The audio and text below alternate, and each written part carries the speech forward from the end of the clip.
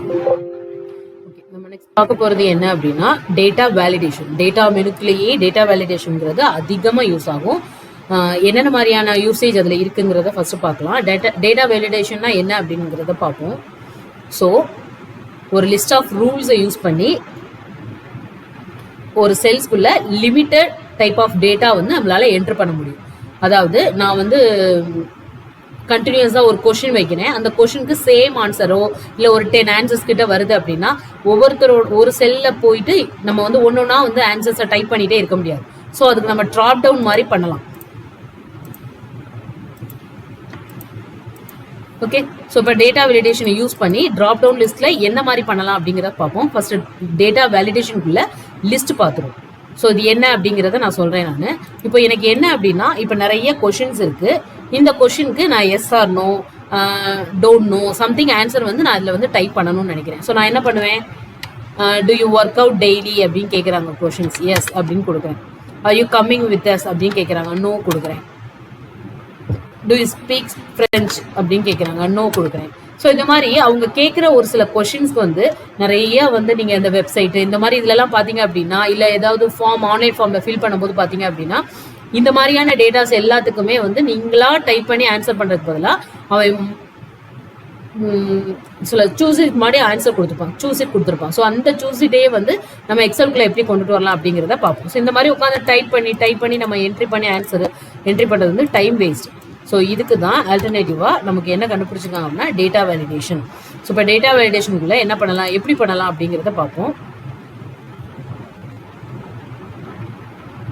So data வேலிடேஷனில் போங்க.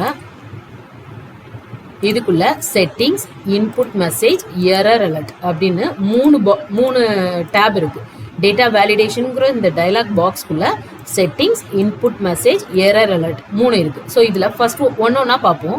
இப்போ செட்டிங்ஸ்குள்ளே பாருங்களேன், என்ன மாதிரி உனக்கு அலோவ் பண்ணணும்னு கேட்கலாம். இதில் வந்து நிறைய இருக்குது. நம்ம ஃபர்ஸ்ட் ஒன்றா பார்ப்போம். நம்ம ஃபர்ஸ்ட் பார்க்க போகிறது லிஸ்ட்டு. ஸோ இது என்ன பண்ணணும், இதை யூஸ் பண்ணி நம்ம என்ன பண்ணலாம் டேட்டா வேலிடேஷனுங்கிறத நம்ம பார்ப்போம். ஓகேவா? ஸோ இப்போ நான் லிஸ்ட் கிளிக் பண்ணிட்டேன். சோர்ஸ் என்ன சோர்ஸ் வேணும்னு கேட்குது நமக்கு. ஓகே, நான் என்ன கொடுக்குறேன் இதில் அப்படின்னா எஸ் ஆர் நோ கொடுப்போமே. எஸ் நோ அப்படிங்கிறது எனக்கு வேணும் ஆன்சர். ஓகே, ஸோ நான் என்னோட சோர்ஸ் வந்து நான் கொடுத்துட்டேன். ஓகே கொடுத்துட்றேன். ஸோ இப்போ இதில் கிளிக் பண்ணி பாருங்களேன். இப்போ இதை ட்ராப் டவுன் பண்ணிக்கோங்க.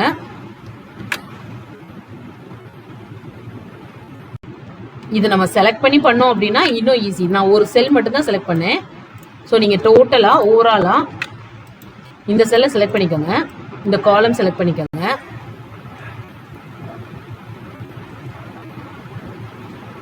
இதே மாதிரி லிஸ்ட் போடுங்க. So S or no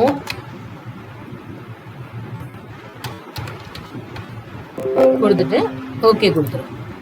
okay, இப்போ அந்த டோட்டல் காலமுக்குமே வரும் நமக்கு. நம்ம எது வரைக்கும் தேவைப்படுதோ அது வரைக்குமே நம்ம ஆன்சர் கொடுத்துக்கிட்டே போகலாம். எஸ், அதுக்கப்புறம் என்ன கொஸ்டின் கேட்காங்க, are you coming with us, no. நம்ம செலக்ட் பண்ணாலே போதும்.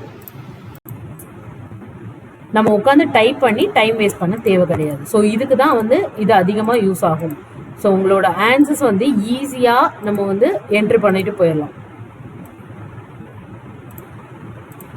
ஓகே, புரிஞ்சிருக்கும்னு நினைக்கிறேன். ஸோ டேட்டா வேலிடேஷனுக்குள்ள லிஸ்ட் மட்டும் நம்ம பார்த்தோம். இது வந்து இன்னொரு கான்செப்டும் இதில் சொல்லலாம். இது என்ன மாதிரி அப்படின்னா, இப்போ என்கிட்ட எம்ப்ளாயிஸ் நேம் இருக்குது. இப்போ நம்ம வந்து வெறும் எஸ்ஆர் நோ மட்டும் பார்த்தோம்ல, நமக்கு எஸ்ஆர் நோ தான் போடணுங்கிற அவசியம் கிடையாது. லிஸ்ட் இருக்குது, நேம், எம்ப்ளாயோட நேம் லிஸ்ட் இருக்குது. அவங்க என்னென்ன டிபார்ட்மெண்ட் அப்படிங்கிறத அவங்க சூஸ் பண்ணணும். உட்காந்துட்டு sales department, marketing department, finance department, HR department அப்படிலாம் டைப் பண்ண தேவை கிடையாது. நான் ஒரே செல்லில் நான் கண்டென்ட் கொடுத்துட்றேன். அந்த செல்ஸ்க்கு வந்து அது ஆட்டோமேட்டிக்காக ட்ராப் டவுன் கிளிக் பண்ணோம் அப்படின்னா அதுக்கு தேவையான டிபார்ட்மெண்ட் நம்ம கிளிக் பண்ணாலே போதும், நம்ம டைப் பண்ண தேவை கிடையாது.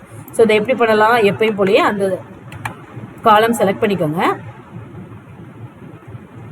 என்கிட்ட வந்து ஒரு 13 நேம்ஸ் தான் இருக்குது. அந்த 13 எம்ப்ளாயிக்கு மட்டும் நான் டிபார்ட்மெண்ட் சூஸ் பண்ணுற மாதிரி நான் ரெடி பண்ணி வச்சிடறேன். சாரி, ஓகேவா? ஸோ இப்போ வந்து டிபார்ட்மெண்ட்டில் நான் 13 மெம்பர்ஸ்க்கு செலக்ட் பண்ணிட்டேன். நம்ம என்ன பண்ணணும், சேம் டேட்டாக்குள்ளே டேட்டா வேலிடேஷனுக்கு போங்க. செட்டிங்ஸில் லிஸ்ட் எடுத்துக்கோங்க. அந்த லிஸ்ட்டில் நம்ம என்ன கிளிக் பண்ண போகிறோம், எத்தனை டிபார்ட்மெண்ட் வேணாலும் நீங்கள் கொடுக்கலாம். ஃபர்ஸ்ட் மார்க்கெட்டிங் கொடுங்க, மார்க்கெட்டிங் டிபார்ட்மெண்ட், தென் ஐடி, தென் sales, then HR department,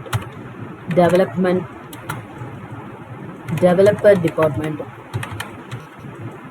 then admin,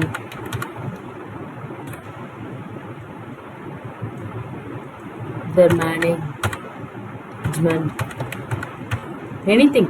எவ்வளோ வேணாலும் நீங்கள் எத்தனை டிபார்ட்மெண்ட் இருக்கோ உங்களோட அத்தனை டிபார்ட்மெண்ட் கொடுத்தீங்கன்னா அந்தந்த எம்ப்ளாயீஸ் என்னென்ன டிபார்ட்மெண்ட்டில் ஒர்க் பண்ணுறாங்கிறத ஈஸியாக நம்ம வந்து அவங்களே டைப் பண்ணிடலாம். உட்காந்து நம்ம தனித்தனியாக டைப் பண்ண தேவை கிடையாது. நம்ம அதுக்கு உண்டான இன்புட் டேட்டா கொடுத்துட்டோம். ஸோ நம்ம கிளிக் பண்ணி பார்த்துக்கலாம். So Satish marketing department, Praveen IT department.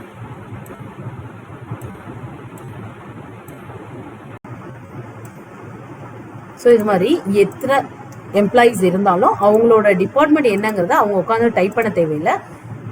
இந்த மாதிரி நம்ம பார்த்தே வந்து கிளிக் பண்ணிட்டு போயிடலாம். ஸோ இது டைம் சேவ் ஆகுமா?